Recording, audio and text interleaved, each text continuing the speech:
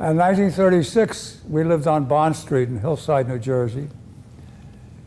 And I played baseball and football and roller skated and played basketball with the kids in the neighborhood. And my mother said she wanted me to become bar mitzvah. And 4 or 5 blocks away on Maple Avenue, there was an Orthodox synagogue, and I protested, but she won. And 2 or 3 days after I started training in the synagogue, my house was covered with swastikas, completely covered on the side of my house with swastikas at night, because I was Jewish. And I became a person who didn't have any friends anymore. The guys I played ball with, when they saw me coming, they walk across the street. And I was identified as a Jewish man, Jewish young man. On December 7th, 1941, I had a scholarship to college. I was going to be a doctor. I didn't have any money for food or housing or clothing or books. So I postponed entrance into college with permission from the college for the fall semester, from the fall semester of 1941 to the spring semester of 1942. And I was working in a steel mill in Harrison, New Jersey, Crucible Steel, making 37 millimeter shot for Great Britain. And on December 7th at 11 or 12 o'clock, I woke up. I went down a corner of Maple and Grumman Avenue in Newark and to buy the newspaper, and everybody's around the radio listening to the attack on Pearl Harbor, December 7th, 1941. And I made up my mind at that moment that I was going to fly fighter planes against the Japanese. So I went to the Armory a few days later in Newark, and I got the papers. And the guy who gave me the papers said, "Are you smart?" I said, "Why do I have to be smart?" He says, "You have to have 2 years of college in order to fly in the Air Corps, or you have to pass an equivalent exam." On my 18th birthday, February 15th, 1942, I talked to my parents and made them sign the papers, and I was inducted into the service in August of 1942 at Fort Dix, New Jersey. For 3 months, I learned how to wear a uniform, learned what it meant, learned how to drill, and then went to Mitchell Field in Long Island and was assigned to go to Nashville, Tennessee with all the other cadets to take the test to find out whether we're going to become pilots, bombardiers, or navigators in the United States Army Air Corps. I could have chosen any one, but I wanted to fly. I was sent to Santa Ana, California for pre-flight training. And then on February 22nd, 1 week into my 19th year, I soloed at Thunderbird Field in a Stearman. Scott Weaver's here, who was an F-16 pilot. He's an American Airlines pilot, who was the president of Thunderbird Field Association. And on November 10th, it's the 100th year of the Thunderbird Field in Phoenix, Arizona. And I'm going to be there. So 1 week into my 19th year, I soloed. And I went to Tucson for basic training, came back to Luke Field in Phoenix, and I was ready to graduate in August of 1943 in the class of 43H. And 10 days, I didn't tell you this, but when I took the mental exam, I passed, but I flunked the physical. I had 20/30 vision in one eye, and the doctor said, "Go home, eat a lot of carrots, stay in a dark room, don't read anything, and come back and take the eye test again." My mother came home from work. She worked at the draft board in Newark, and I asked her to bring me a copy of the eye chart, and she did, and I memorized it, went back and passed the exam. So in August of 1943, 10 days before graduation, I had to take the final 6-4, which was the number of the physical, and I flunked the eye test. My eyes were the same, but they changed the chart.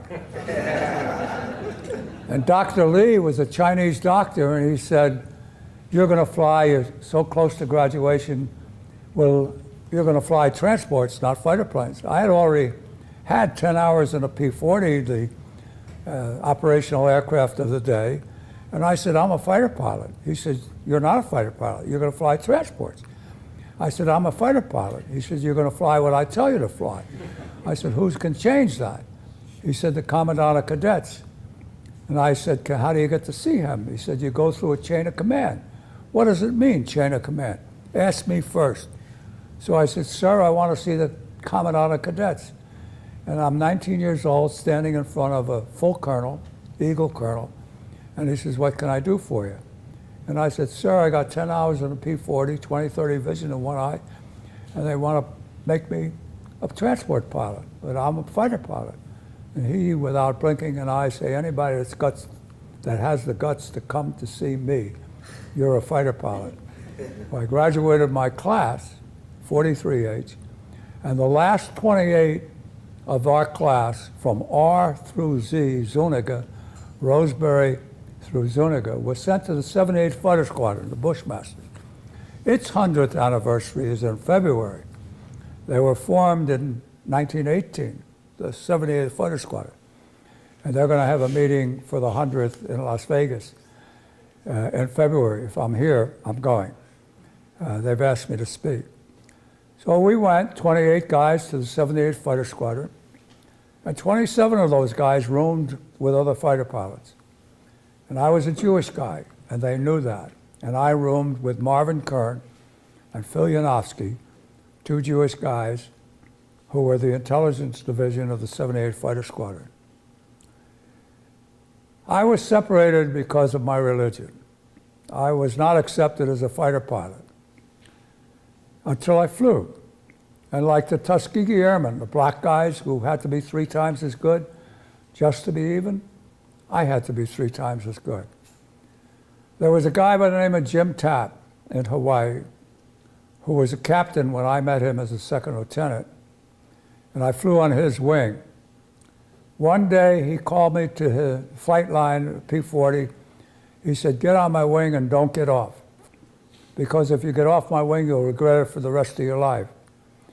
He pulled streamers, which meant that he was using G-forces so that the air, the humid air, was streaming off the wingtips. And my airplane in formation was about to stall. And I stayed on his wing. We did everything you could do in an airplane over a destroyer. And then we landed, and he said, do you know where you were? I said, yes, sir, I was on your wing. And he started to laugh. He said, we just did an air show for President Roosevelt, who was coming to Hawaii to meet with Admiral King and MacArthur and all the big shots to plan the rest of the war. Jim Tapp was the go-to pilot forever in the 78th Fighter Squadron, and I was a go-to wingman whenever he needed something special. And he was my mentor. He was also the first ace flying land-based fighter planes over Japan. He got 4 on April 7th, 1945, and got 1 on April 12th, so he was the first 5-plane ace in the Pacific Theater who flew land-based airplanes. We went from P-40s in Hawaii to P-47s, and then in December of 1944, we flew our airplanes, P-51s, to Ford Island in Pearl Harbor. They were loaded onto a Jeep carrier, the Citgo Bay, and we started out 3 or 4 days out to sea. We were called into a briefing, and we were shown a relief map of a small island called Iwo Jima that the Marines were going to invade in February. They invaded on February 19, 1945. Iwo Jima is 8 square miles of land, and there were 90,000 soldiers fighting on Iwo Jima. 67,000 American Marines, 23,000 Japanese. And there were 28,000 people killed on Iwo Jima, 21,000 Japanese and nearly 7,000 American Marines. You've gone to the movies and they emulate the sights and they emulate the sounds, but you can never, ever emulate the smell of 28,000 bodies rotting in the sun. It just never goes away. I flew with the 78th, 19 missions over Japan. The first one on April 7th, 1945. 16 in between, 17 in between, and was strafing airfields on August 6th over Japan, near Tokyo. And we came back to Iwo Jima, and a guy from Brooklyn, Phil Maher, jumped on my wing, and he said, we dropped one bomb, wiped out a whole city. I said, what are you drinking? What are you smoking? I want some. He said, well, it's true. We thought the war was over. And then Hiroshima on August 9th, the second bomb was dropped, and we knew it was over. There were 5 guys that I flew with killed in crashes and accidents in Hawaii in the 78th Fighter Squadron. And 10 guys had been killed up until August 13th, when we were called to a briefing. 10 of my buddies were killed in combat over Japan. On August 13th, we were called into a briefing room, and we were told that we were going to fly a mission strafing airfields on August 14th. And someone asked Jim Tapp, now the CEO of the 78th, why are we going to Japan again? The war's over. And he said, well, the Japanese, he didn't say Japanese, he said the Japs are negotiating, but there's no response, and we have to keep them honest. But they're going to broadcast the code word, Utah, and we'll probably abort the mission. We'll probably never go. My then assigned wingman, 19-year-old Phil Schlamberg, another Jewish guy, was my assigned wingman for the next day's mission, and he leaned over to me, and he said, Captain, if we go on that mission, I'm not coming home. And I said, what are you talking about? He says, that's the feeling I have. I went to Tapp, told him what Schlamberg told me. And Tapp said, Jerry, you can't ask Doc Lewis, our flight surgeon, to intercede. Schlamberg himself will have to go to see Doc Lewis if he wants to get off the mission. And I told that to Phil. He said, no way, I'm going on the mission. On the morning of August 14th, he and I stood together in front of my airplane, and I said, just get on my wing and don't get off. We're going to abort the mission, we'll never come back. We carried 210-gallon wing tanks, flew 3.5 hours to where we would have to drop the wing tanks. Nobody heard the code word Utah. We dropped our tanks, we went in and we were strafing airfields. I don't remember which city it was near. Strafing airfields, doing everything we could to shoot up the ground. We were getting shot at, and we needed 90 gallons of fuel to get back to Iwo Jima from Japan. Somebody in the squadron called 90 gallons. The whole squadron left to fly towards the ocean to reach a B-29 that we navigated up with that would navigate us back, because we only had a radio and a compass. We couldn't do any navigation. And Phil Schlamberg was on my wing until I led the flight into weather. When I came out into clear weather, I flew into heavy weather. And when I came out, he was gone. There was no radio contact. There was no visual contact. And when we landed on Iwo Jima on August 14th, 1945, we found out that when we started to strafe, the war had already been over for 3 hours. So the war started in Europe with Hitler killing Jewish people, and it ended with 2 Jewish guys flying the last combat mission. One came home, and one was killed. I had his wings, and I had his medals, and I had his lieutenant bars, and he lived with his family in Brooklyn, New York. And in December, when I was discharged, I took all of that to Brooklyn. His mother really didn't want to see me, but his sisters did. There were 10 children in the family. He had a younger brother, Michael, who didn't want to meet me and didn't meet me. But 4 or 5 of the sisters and the mother met me. I gave them the Phil stuff and told them what kind of a pilot was, what kind of a man he was, and how he died. And I was leaving, and his mother said to me, "Captain, it should have been you who was killed, not my son Philip. I hope you never sleep a night in your life like I can't sleep." And I sat shaking on the porch for an hour or two. I couldn't get into the car, drive back to New Jersey. And for 30 years, I couldn't sleep at night. I spoke to the 16 guys every night. I thought about suicide every day. I couldn't hold a job. I met my wife on a blind date, Good Friday, 1949, and she lived in Forest Hills, and I drove in from New Jersey an hour away. Good Friday, 1949, March or April. We got engaged in May and married in October 22nd, 1949. And I was damaged goods. We moved a lot. 1965, I was asked to go to Israel to play in the Maccabee games. I was a golfer, well-known golfer in New Jersey, scratch golfer. That's what I did for a living. I played golf and gambled. So I went to Israel in 1965. I was the father of 4 sons, 6 to 16.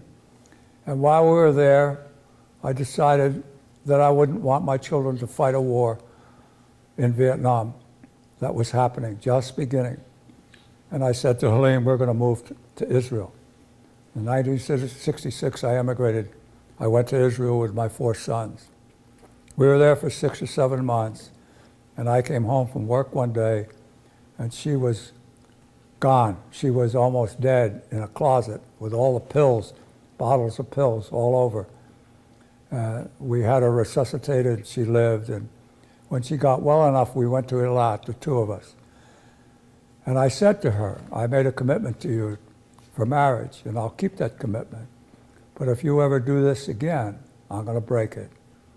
So she had a very hard life because of me, and I never realized that. She passed away in June of 2015, and it's pretty lonely now at 93 to be alone after 65 years of marriage.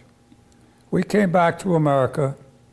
We moved to California because I was the consultant to the Bank of California, Wells Fargo, and Bank of America in the real estate divisions of the REIT days in the 80s. And one day I got a call from the banks to have a meeting with them. They had all co-invested in a real estate trust in San Francisco. And they said, we want you to go to Japan to see if you can get money from the Mitsui Bank for our REIT. And I looked at the guy like he's crazy. You know, to my mind, Japan was not a place. The Japanese were not human beings. I saw the atrocities of war on Iwo Jima.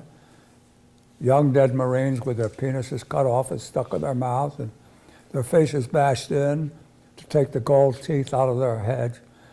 And I said, I can't go, I'm too busy. And I came home that night, and I told Helene that I turned down a trip to Japan. And very quietly, she looked at me and pointed her finger at me.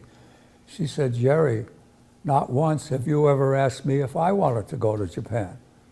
So in October of 1983, I'm in Japan. And what I saw and what I experienced, the culture, the people, the scenery, the food, just blew me away. They were cultured human beings. And I realized that. And the last night that we were there, we were in Kyoto, she looked at me and said, you know, Robert would love Japan. Robert was a senior at San Diego State University. Let's give him a trip to Japan for our graduation program. So I agreed. I could do it. I came home, I said, Rob, we're going to give you a trip overseas for your graduation. You got a 1% chance to go if you go to Europe, and you got a 99% chance if you go to Japan. He said, I'll go to Japan, Dad. I'll go. And he went to Japan in 1984 for 6 weeks. Didn't know what he wanted to do with the rest of his life. So he signed a contract in 1984 to teach English in Japan for 1 year. It's now 2017, he hasn't come back yet. He's still in Japan. In 1987, he called me on the phone. He said, Dad, I'd like you to come to Japan. You pay the airfare, and I'll take care of everything else while you're in Japan. So Helene and I went to Japan in 1987. And on the last, we met a young lady at his apartment. He told us where the key was. We went to his apartment. Beautiful young Japanese lady walked in. She was very familiar with the apartment, made us tea, and we sat on the floor drinking a cup of tea. And I looked at her and I said, "Was your father in the war?" And she said, "Yes." I said, "What does he do?" She says, "We don't know. He never mentioned one word all of our lives. We don't know what he did." And then the last night that we were in Japan, Robert told us, Helene and I, that he wanted to marry Takako. And I saw the faces of the 16 guys that I flew with who were killed, and I had the presence of mind to ask him, "What does her family say?" And he said, "They won't meet me." I sort of felt relieved that he wasn't going to marry a Japanese lady. But 7 months later, she was the fourth with 3 older brothers. Robert was the fourth of 3 older brothers. 2 of the older brothers and the father, Taro Yamakawa, met my son 7 months after March of 1987. And the 2 boys, the 2 brothers, grilled my son mercilessly about his ability to stay in Japan, to work in Japan, to make a living in Japan, and made him promise out loud that if the wedding took place, he never, ever would move their sister away from her parents or away from Japan. And he agreed to that. So he sent us a note that he was going to get married in March of 1988. Now, March 7th was a day in 1945, 43 years that I landed on Iwo Jima fighting the Japanese. And on March 5th, 2 days shy of 43 years, my son, in full Japanese garb, married this Japanese woman. I asked him, "How did it happen? What happened?" He said, "Mr. Yamakawa asked me 5 questions. How old is your father? 63. Was he in the war? Yes. What did he do? He was a pilot. What did he fly? P-51s. Where? Over Japan." And that ended that first meeting in 1987. And he went home and said to his wife, "Make the wedding." And she went ballistic. "For 43 years, you've been telling me you never fired a bullet against the enemy. You didn't die for the emperor like all the 500 guys that were kamikaze pilots like you because you were sent to China. And you want our daughter to marry this full-bearded guy, Gene, from America?" And he said, "Yes." She said, "Why?" He said, "Any man that could fly a P-51 against the Japanese and live must be a brave man. And I want the blood of that man to flow through the veins of our grandchildren." So Robert got married. And I have 3 Japanese grandchildren. I have 6 grandchildren. One of them is here tonight, Hannah, with her husband, Jay. She lives in Washington. 3 American grandchildren and 3 Japanese grandchildren. There's no difference in my love for any of them. I love them both, all of them, 6 of them, exactly the same. Maybe I love Hannah a little bit more. Because she's here and we spend a lot of time together. She was married this year in Washington. So she and Jay both live in Washington. So, I came home and I couldn't function, and in 1975, my wife saw Maheshwari Yoga on television on Doug, what was his name? Michael Douglas. No, not Michael Douglas. On a TV. Huh? Yeah, at any rate, she saw him, and she said she's going to learn Transcendental Meditation, TM. And in August of 1975, I learned TM, and I got my life back, gave me life. Today, there are 22 veterans from Iraq, Afghanistan, who commit suicide. Our federal government, bless it, if you can. I can't. Spends $8 billion a month for antipsychotic and antidepressant drugs. And that cost is going to escalate, and it's going to go on for 600 or 700 months for the current veterans. And both those drugs are addictive and do very little good. They do more harm than good. And any veteran from any war can learn transcendental meditation for $700. If they can't afford it, they can get a scholarship to learn TM. And that brought me here. In 1988, after the wedding, I felt that I had to tell for the first time my story. And I wrote a book called Of War and Weddings that got published 7 years later, in 1995. It's hard to get a book published, but Don Brown wrote this book. This is his 13th book, and it's a pretty good story. I'm in it a bit, and other people are in it, not quite as much as me. And I'm humbled by the fact that I can speak to people about my experiences, because I really am representing 16 million of us who put a uniform on and served America in World War II. And then there were 8 million young women in the 40s, early 40s, who went to work as Rosie the Riveters. That's 24 million Americans out of a population of 150 million who served their country. When you put a uniform on, whether you're a policeman, or you're a fireman, or you're in the military, Army, Navy, Marines, Coast Guard, you pledge to give your life to your buddies in the line of duty and to strangers, if necessary, in the line of duty. People don't recognize that. We have a military today of possibly 3 million people out of 300 million people, 1%, maybe less. But I pledge that, my buddies pledge that, and the policemen and firemen and military of today pledge the same thing.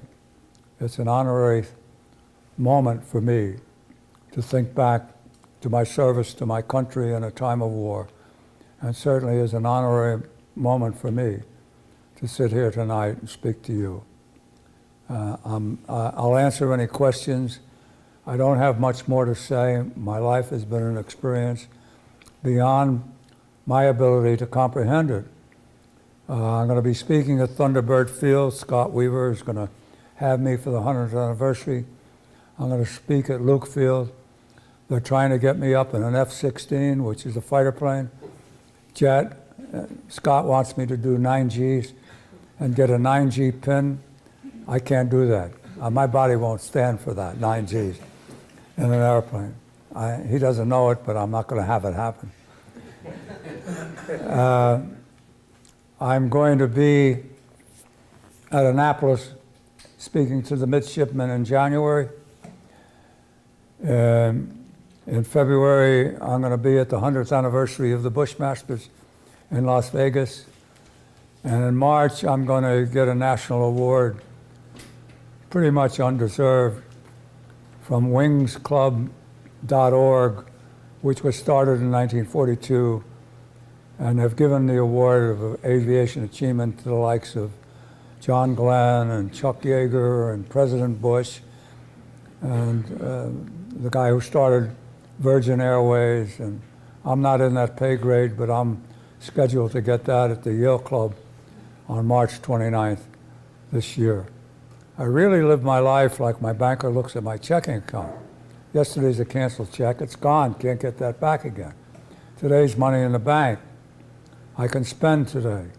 And Scott Weaver owes a promissory note that he said he's going to pay tomorrow.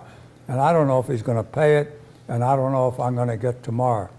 So today and tonight is all I've got. And I enjoyed being here very much. Thank you.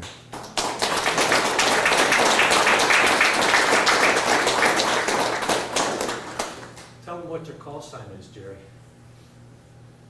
I fly in the back of a P-51 owned by a guy in Arlington by the name of Andrew McKedden.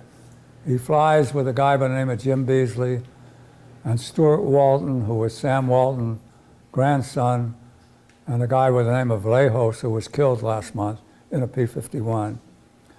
And they sent me a golf bag with the name of the airplane that I flew, Dorior, and 4 letters across the bottom that I didn't know what they meant.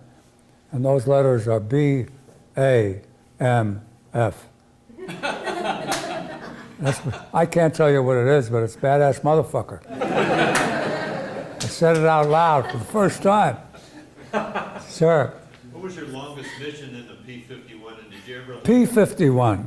P. P. Did you ever lose... All of our missions were 7 hours and 50 minutes to 8 hours and 10 minutes. Fuel was what kept us up there, and we needed 90 gallons of fuel to fly the 3.5, 4 hours coming back. We cut it back to 20 or 22 gallons an hour. On the first mission, I landed with 6 gallons of fuel left. Jim Vanderhey, our CO, his airplane quit on the runway. Bob Roseberry, my classmate, bailed out on the approach. We had close encounters of a bad kind because of fuel. Did you ever lose the coolant in that Merlin engine? Fred White on April 12th was Jim Tapp's wingman, flying in close when Tapp was shooting down his 5th airplane. And obviously the coolant in Fred White's airplane, the coolant line, very thin line. If you lose your coolant, you lose your engine, you can't fly. And it was leaking coolant, and Tapp led him over a submarine pretty close to Japan, and Fred White bailed out on April 11th, and the chute never opened. Tapp followed him down into the water. That was the first guy killed in combat, killed by combat. Coolant was a big deal. Yes, ma'am. Did you ever have any further contact with your wingman's family after that? Well, I have had contact with my wingman's family. Michael Schlamberg changed his name to Michael Sloan. And Michael Sloan has a daughter by the name of Melanie, who married a Dutch architect by the name of Johansson. And Scarlett Johansson is Melanie Sloan's daughter, would have been Phil Schlamberg's great niece, had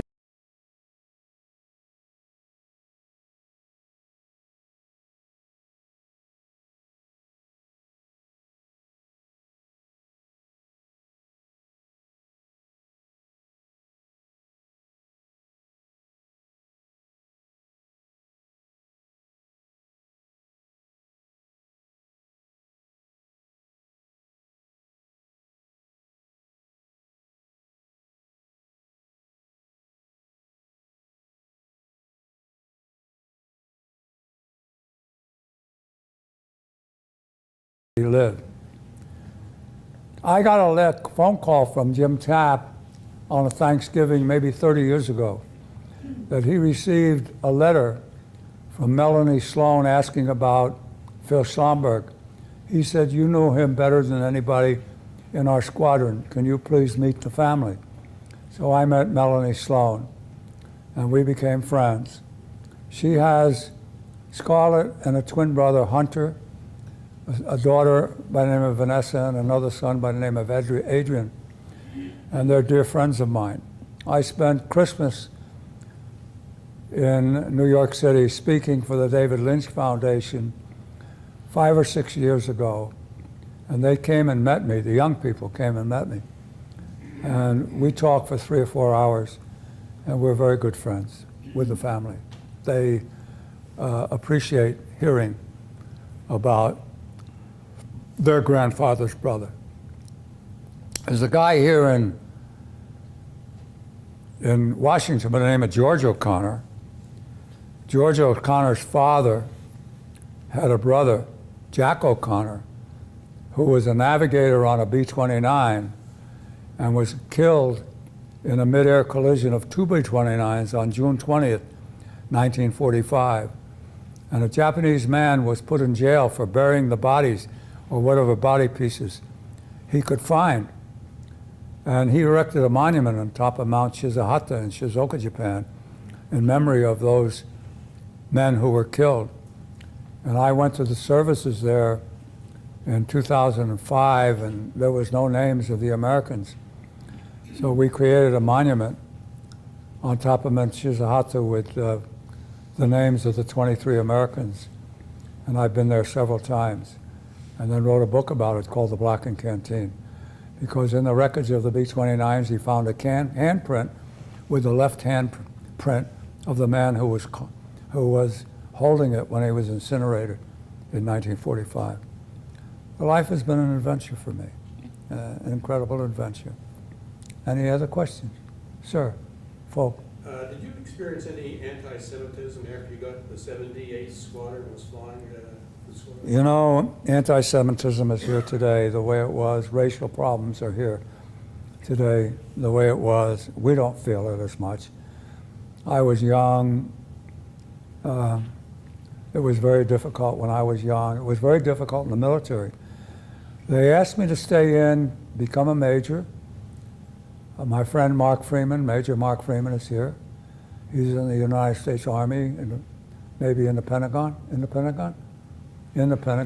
doing intelligence things, getting his doctorate. And I don't know what he feels, but I didn't stay in the military because I was Jewish. And I wasn't accepted. And that was my life. I loved flying airplanes. Yes? Did your experiences as a young child, the anti-Semitism you described, did that make you think about wanting to fight against the Nazis? I understand it was... I didn't know about the Nazis in 1941 on Pearl. We didn't know. Maybe Roosevelt knew, maybe some people knew. But there was no knowledge of what they did. And I didn't want to fight against Germany. They didn't attack me. As a matter of fact, if it wasn't for Hitler's doing what he did and declaring war on the United States, my feeling is, today even, we would never have declared war on Germany. We would have never gone to war against Germany. But Hitler declared war on America 8 days after Pearl Harbor. That was the big mistake of World War II for him. And one follow-up question. So my son here wants to be a Marine. What advice do you give him? That's the best service of them all, in my opinion, because they bond together. You're never, ever in your life an ex-Marine. You are a Marine for life. And I'm an honorary Marine. I go to Iwo Jima. My granddaughter, in 2015, the Department of Defense made a video of me that you can see on YouTube. Jerry Yellin on Iwo Jima and Google, bring up a 5-minute video. And in that video in 2015, I said, I'm 91, the trip was too much, I'm not going back again, I'm not coming, this is my last time on Iwo Jima. And then I saw my granddaughter Sarah, who was 19 then, and I asked her, would she like to go to Iwo Jima in 2016? She said, yes. So I went to Iwo Jima in 2016. I said, you want to go back? Yes. So I went back in 2017. You want to go again? Yes. So I'm scheduled to go in 2018 in March. I don't know if I'm going to be here tomorrow, let alone March, but I'm booked to speak until June of next year, 2018. They're taking a big chance. Yes, ma'am. Oh, excuse me, this guy was ahead of you. Yes. Barry Goldwater was an instructor pilot, probably one of the most famous fighter pilots ever. Did you ever Barry Goldwater? Yeah. Did you ever meet him or take flight instruction from him? No, but I bought my uniforms from his grandfather's store in Phoenix, Arizona. He never said he was Jewish, but he came from a Jewish family. Yeah, he did. And I don't think Barry Goldwater was a fighter pilot. No, he wasn't. He was an instructor pilot. Instructor. But he taught Richard Bond. Didn't know that, yeah. No, I didn't know that, but I never met him.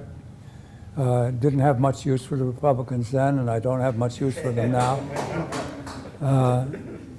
I know it's a political statement, but we're on the verge of a war that's going to destroy the Earth's ability to sustain life. It's called nuclear warfare. And our president and North Korea are at it, hand and throat, and if it happens, he's committed suicide for the Earth. That's where it is today. Well, The guy's not too stable in North Korea. Well, no, the guy's not too stable who's the president of the United States either. Either was Obama. Well, neither was anybody else. They're politicians. We can have a discussion about that. I was told you don't speak about three things: sex, politics, and religion. I'm speaking about all three of the things. Sex, I forgot about. I don't remember it. Anything else? Yes. Oh, the lady. Yes. My father was in the army. He said there were people there that he was the only Jewish person they'd ever met. And I was wondering if you had any similar experience. Well, it's similar to the experience that I had. There's a story here about a rabbi who was on the ship that went down. The four people. Bye.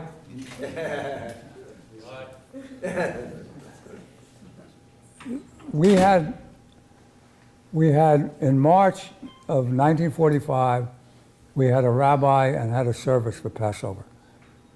And the dentist was a Jewish dentist, our dentist, the group dentist.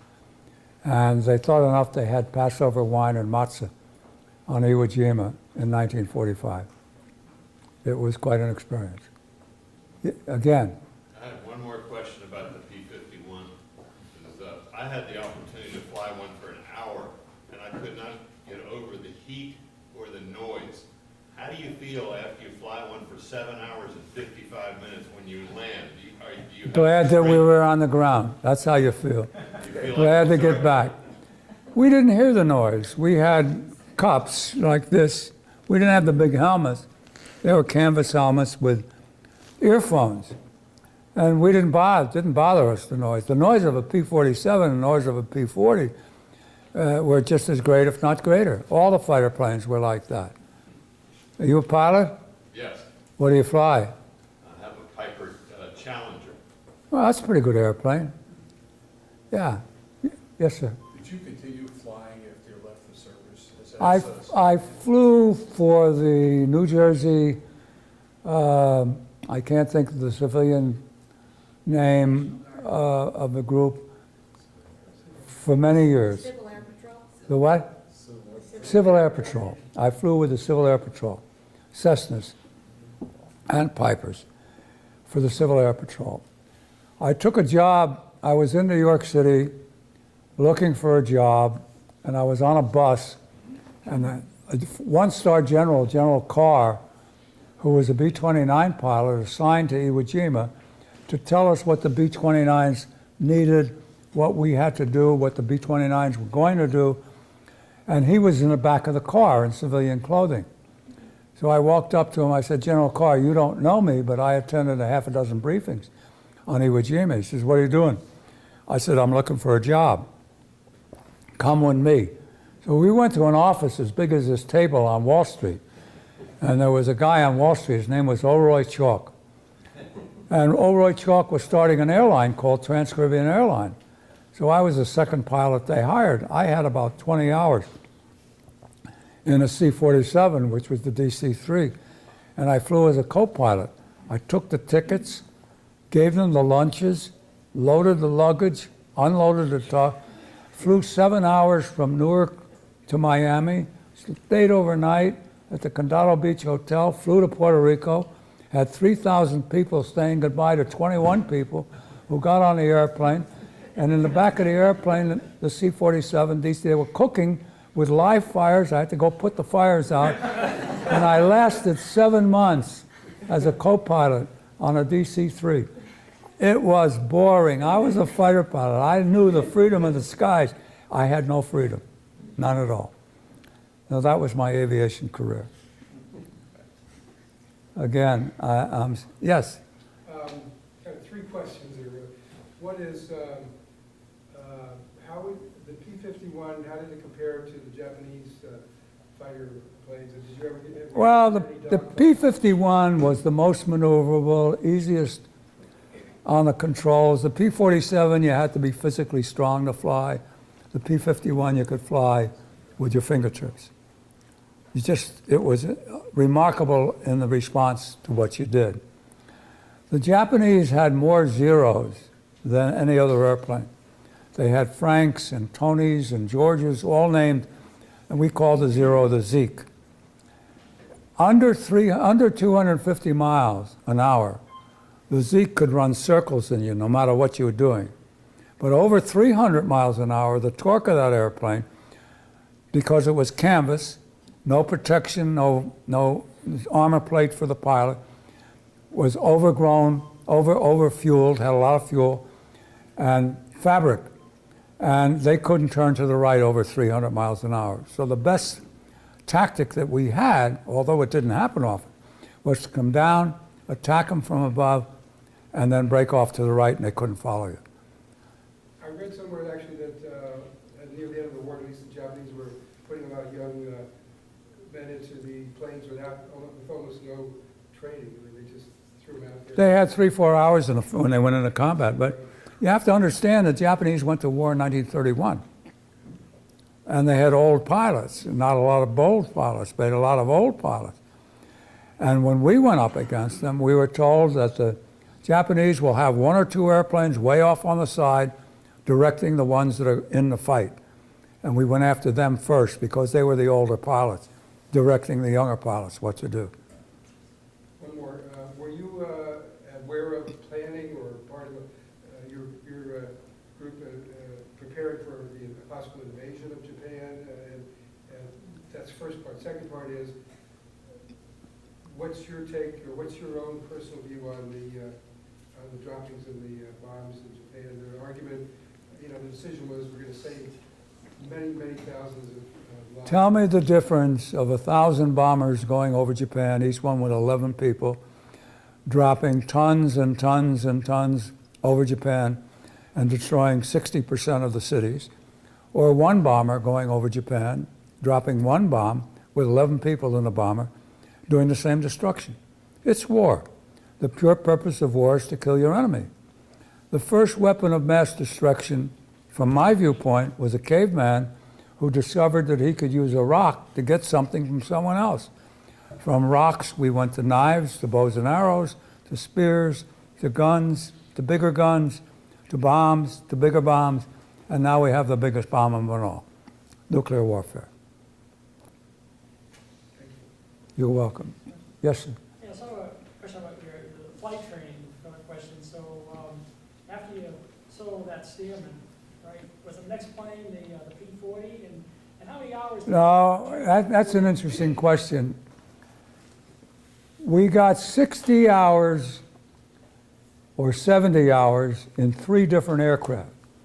The first aircraft was the Stearman, an open 220 horsepower engine with an instructor in the front and you in the back, because when you flew solo, you flew it from the back seat.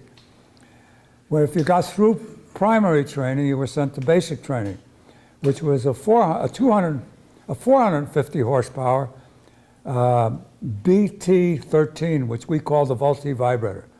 It was an enclosed cockpit with no retractable landing gear. If you made it through basic, you went to a 650 horsepower engine called the AT-6, enclosed cockpit, retractable gear, and 2 machine guns in each wing. So you did advanced training. It takes, I think Scott said, 2.5, 3 years to become a fighter pilot. You do a year today on simulators. We didn't have simulators. We had an instructor that took you up in the airplane, did loops and rolls, follow me through. You put your hand on the throttle, hand on the stick, feet on the rudders, you follow them through. You do it, you did it. If he said okay, you landed, he got out, and you did it on your own. Front or back seat, Stearman, Vultee vibrator, and AT-6. Then they put you in a P-40, blindfolded. You have to touch every instrument, every switch, every control. If you do that, they say take off. So I took off. I was at 8,000 feet when I said, I better get the gear up. I mean, that's how fast you get up there compared. And you do a few turns and you figure out that you can do everything. And then you say to yourself, I have to land this mother, And you go down and you land it. You just plain do it, or you're not a fighter pilot. You're telling the story about your solo out of the Stearman, and at Scottsdale and what nearly kind of ended your career? A washout in the military in primary flying school if you ground loop the airplane. Now I had everybody up to my initial Y had five pilots to the instructor. I had 3 pilots to the Yellin, another guy with Z, and Zuniga. So I got my flying time in first because we got more time quicker. So on February 22nd, the whole flight, our whole squadron at Thunderbird Field is there, and I land and wash out, I'm gone because I ground looped the airplane. But I didn't ground loop the airplane. And my instructor saw that I didn't ground loop the airplane. There's a strap that holds the steerable tail wheel together, and you have to lock the strap in position so the tail wheel doesn't move when you land. And that strap broke, and he saw it break. And I ground looped, which is the washout. Gone. He came at me with this in a Jeep, don't worry, don't worry, don't worry. He's shouting out of the Jeep. But I was gone in my mind. I thought, I'm finished. It's all over. Now I'm going back to Thunderbird Field. That's the Scottsdale Airport now. What else? Maud. Were you ever airsick? You know, we went to Hawaii, and we had to get a tour of Hawaii. And they had a dive bomber, an A-24, which is a 2-seater. And the back seat has a machine gun, so they can turn the back seat facing to the rear. And as soon as we got to Hawaii, to where we were flying P-40s, they put us first in the back seat of the H-24 and took us up, showed us the island. And then they started to do dives and straight down and straight up. They tried to get us airsick. I never got airsick. And I became a pilot of that H-24. I took other guys up to get them airsick. And I don't think I succeeded. But there are guys that got airsick. I never got airsick. I flew, December last year, I flew the current T6, which is a 1,400 horsepower engine, bigger than the P-40, at Laughlin Air Force Base. And I'm hoping to get in the back seat or front seat, I don't know where you fly, an F-16. Scott's responsible for that, on November 10th. I know I'm going up in a Stearman, but I go up in a Stearman often every September in Galesburg, Illinois, where the Stearman Association has an annual meeting, and there's 60, 70 Stearmans there. They all want to get a chance to have me fly their airplane and then sign it. I'm sort of like a legend to the Stearman pilots of today. And that too is beyond my pay capacity, my pay scale. I'm just one of 16 guys. Yes, sir. You mentioned earlier that there was one of your colleagues, I guess, was when you went through bad weather, that I think you said you lost him or he had to. We lost 2 guys that day. So what I was wondering is that in that era, in World War II, I guess airplanes were so much more weather sensitive than they are now because the altitude you couldn't go up above. Well, we could go up to 25, 30,000 feet. I went up to 38,000 feet in the P-47, but you had no protection from the enormous change of the atmosphere. And your legs blew up, your stomach blew up, you know, you just, as a human being. And we never flew in combat over 14, 15,000 feet, just on oxygen mask. That's okay, that was fine. The airplanes of today, they can go forever. We couldn't do that. Yes, sir. Did you ever dead stick? I never did stick a fighter plane, never. No independent. I just bailed out of one. Never ran out of fuel, and never had an emergency that made me dead stick a landing.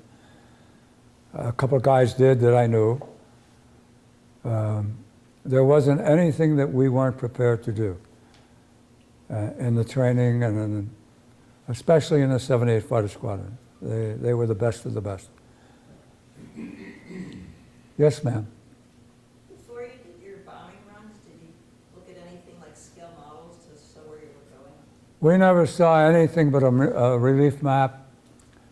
We carried a map, a chart of our courses and the radio frequencies where we could reach a PBY that was flying to rescue us, then a destroyer, and then a submarine in Japanese waters right off the coast. We had radio contact with them. We had 5 radio channels, A, B, C, D, and E. And we had radio tubes. And when you come from high altitude down to low altitude, these tubes exploded. So we only had 1 or 2 radio channels to use. One was for inter-squadron, one was for our squadron, one was for emergency, one was for the field on Iwo Jima.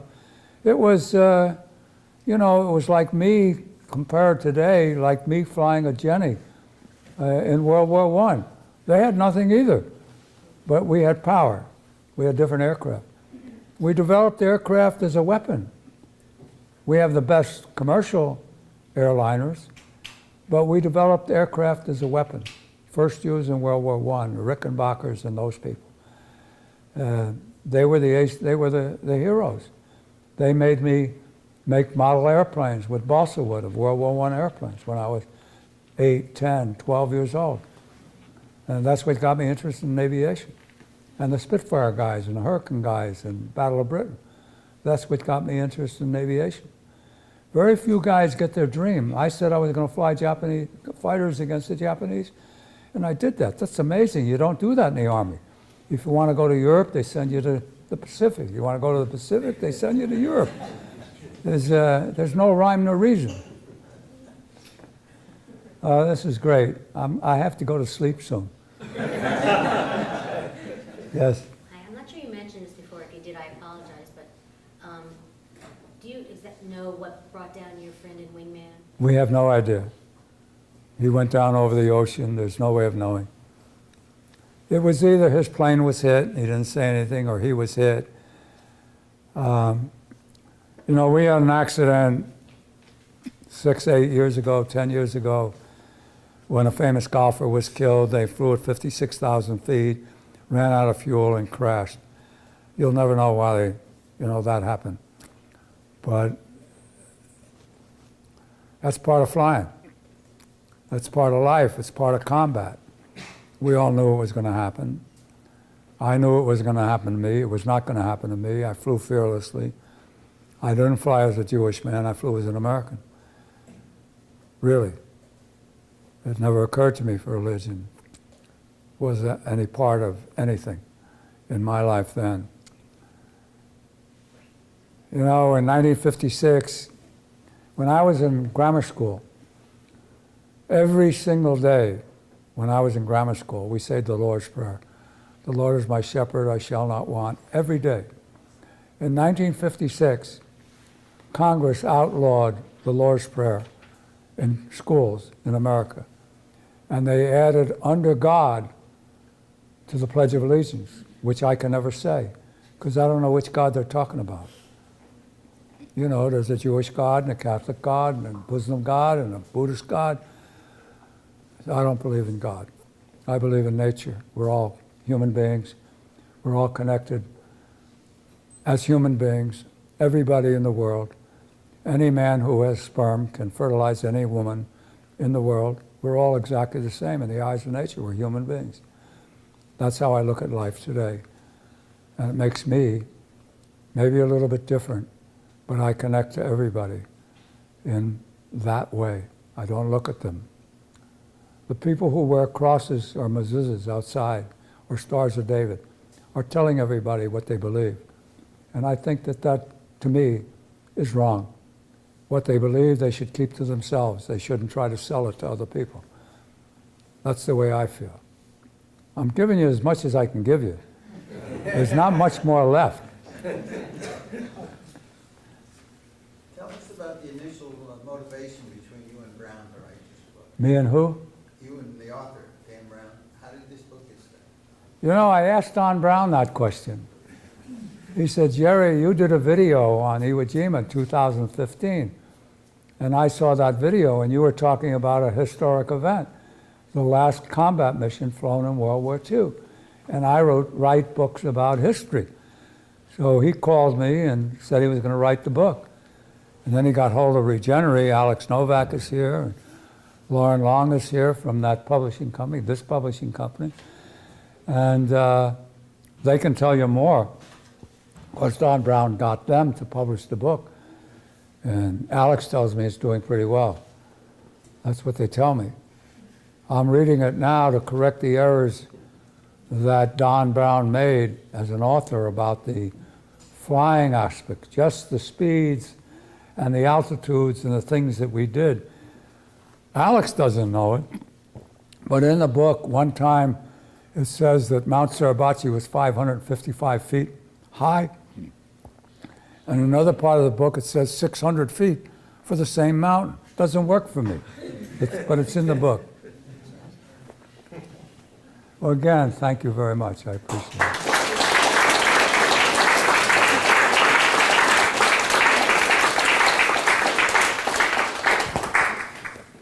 it. 8 o'clock.